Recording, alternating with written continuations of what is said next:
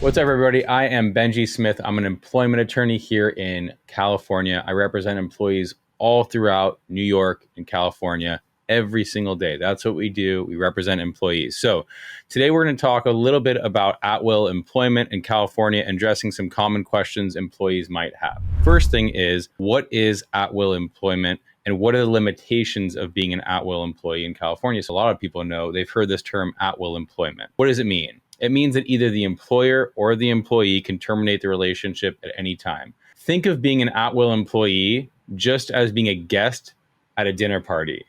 You can leave the dinner party at any time, and the host can kick you out at any time. The only limitation on that in employment cases are that employers cannot terminate you for an illegal reason. So if they're terminating you because they're discriminating against you or they're retaliating against you, that's illegal. That is the exception to the host or guest leaving at any time. Now, another common question we get are, even though I'm an at-will employee, does that mean that if I'm terminated, that I'm not entitled to a severance agreement or a severance payment? So a lot of times you hear in employment law is, oh, I left, but they gave me a severance payment. And people wonder, like, am I entitled to that? Am I not entitled to that? Severance pay is not required in California unless it's outlined in your employment contract or in a company policy. However, some employers do agree to pay severances. Why do they do that? It's mostly not that they're great people and they're trying to do good by the world. It's usually one of two reasons. One is they feel like there's a legal vulnerability that they have. So for instance, if they're terminating you, they think that you're going to make a claim that they discriminated against you, they may offer you money. They may offer you $5,000, $10,000, a month pay, 2 months pay, because they're concerned that if you sue them, you'll get a year pay, 2 years pay, or more. So it's the ability to limit their damages. They're willing to give you sort of like an insurance policy. We're firing you. We're willing to give you X dollars as long as you give us a release that you're not going to come and sue us. That's one reason why an employer might give a severance agreement and severance pay. Another one is bigger companies like Google and Facebook and other companies like that. They don't want to have a bad reputation as an employer. So they don't want to have the reputation where if they fire somebody, they're out on the streets without any money, without any ability to sort of transition to their next role. And they want to be able to attract new talent. So what they do is they say, I don't care why we're terminating you. If you leave, we're going to give you a week's pay, for instance, for every year that you worked for us. That's the other reason why employers might give a severance. But being an at-will employee is just like renting a house on a month-to-month basis. If the landlord says they don't want to have you there anymore, they can ask you to leave without giving you any money back, just like your employer can end your job without paying you severance if you're an at-will employee. But there's those few situations where employers want to pay you severance. One is that they want to get a release, and two is they want to be able to attract talent and not be looked at as jerks in society. The next question is, what if my employer is retaliating against me for exercising my rights and fires me? Would that still be acceptable as an at-will employee? So there's a situation many employees worry about. In California, even though you're an at-will employee, there are limitations to what an employer can do. One of those limitations is retaliation. For example, if you've seen the movie Erin Brockovich, Erin was a determined legal assistant, exposes water contamination in Hinckley, California, caused by Pacific Gas and Electric Company.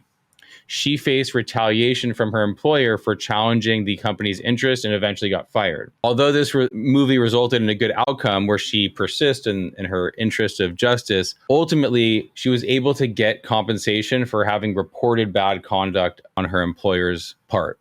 The main point is that in California, we have a bunch of restrictions against employers retaliating against their employees. One of the ways that California prevents this is they have a statute 1102.5, where it basically makes it where if an employer does something that an employee reasonably believes is illegal and the employee raises that to the employer and then they get terminated relatively shortly thereafter, it provides protection for that employee for having raised that issue to the employer. So it's different from discrimination. Discrimination is like, I got fired right after I disclosed that I was pregnant. That's a form of discrimination. But a retaliation is something happened, like I saw the company engaged in some illegal or shady behavior. I complained about that and then I get terminated or I have some sort of bad event happen at work, and that's considered retaliation. And that is protected under California law and under most states' law. Can my employer change my job responsibilities or salary without my consent as an at-will employee? As an at-will employee in California, your employer does have the ability to change your job responsibilities or salary. However, there are limits. If the changes are so drastic that they essentially make it a completely different job, or if the job violates any contracts or agreements you've signed, you might have some grounds to push back, and that may be a red flag for something else that the employer is doing. As for salary changes, your employer generally has the right to adjust your pay as long as it complies with minimum wage laws and any other legal requirements.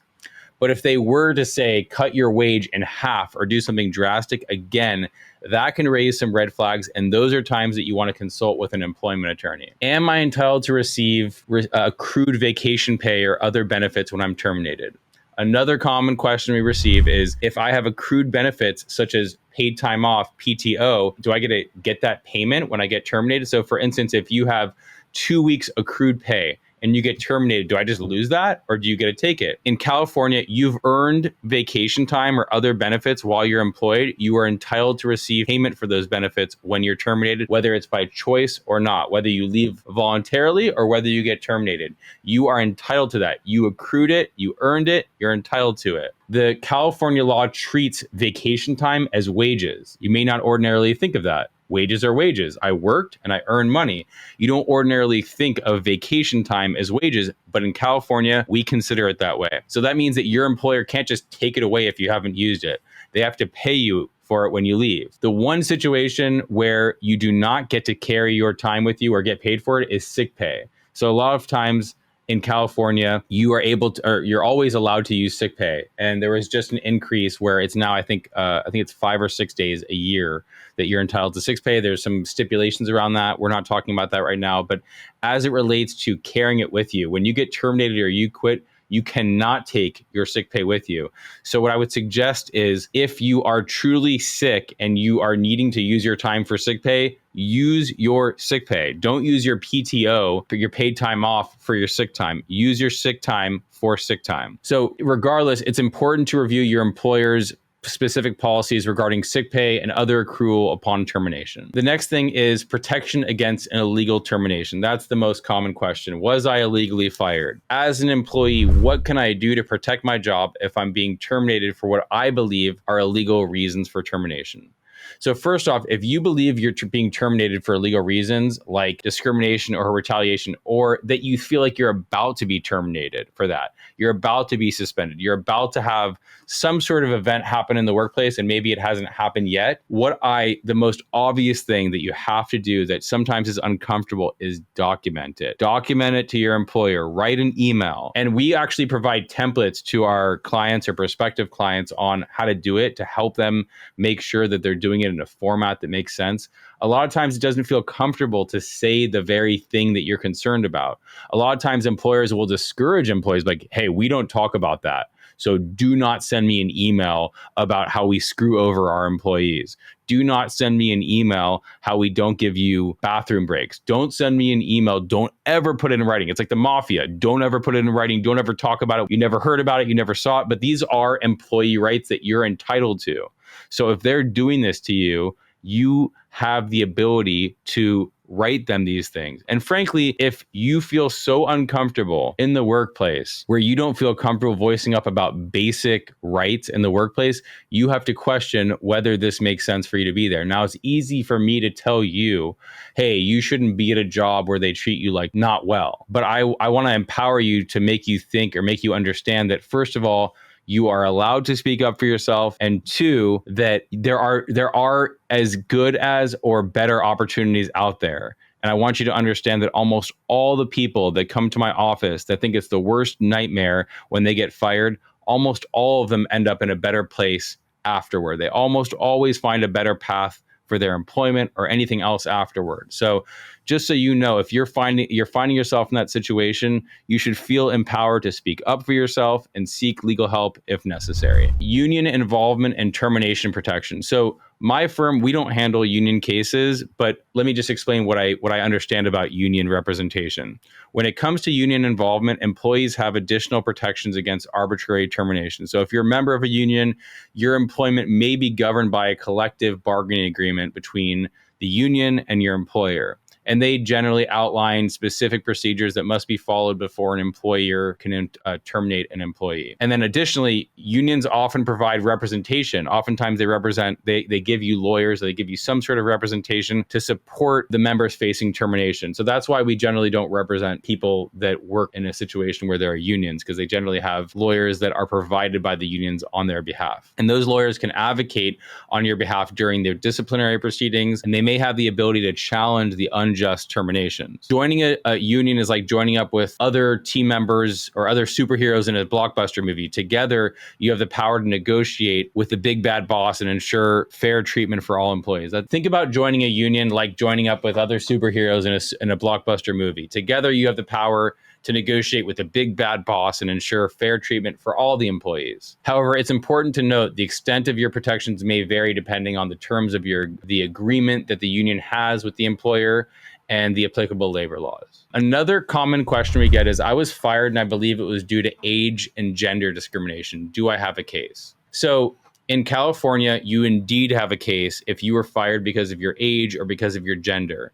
And those things are covered by both state law and federal law, including the Fair Employment and Housing Act, which is also known as FEHA, and Title VII of the Civil Rights Act of 1964. To have a strong case, you'll need to gather evidence to support your claim. It could include documentation of any discriminatory remarks or actions by your employer, as well as other evidence. So the key to these cases is having evidence. And what is evidence? Evidence is your own testimony. So if you are an employee working at a workplace, you are more than welcome to test. Even if you don't have it in writing, you can absolutely testify to your experience there. That is absolutely the ability for you to testify is a piece of evidence. Another piece of evidence is witnesses. So what witnesses can support the things that you're saying? What roles do they play at the company? Another thing to keep in mind is when you're bringing a case against an employer and you're thinking that you're going to use witnesses of people that work there, just remember, it's very hard to get a current employee to turn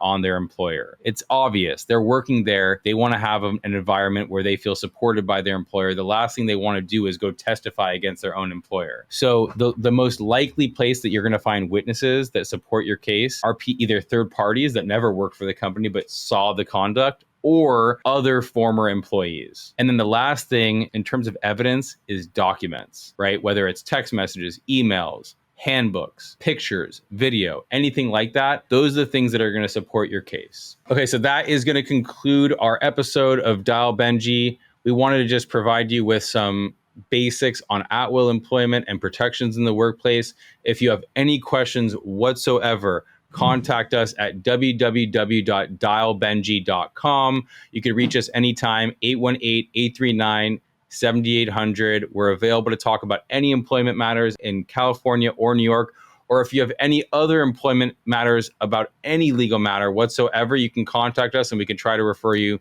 to a good attorney that handles those types of matters. It was a pleasure talking to you all. We'll be back next time. Thank you so much.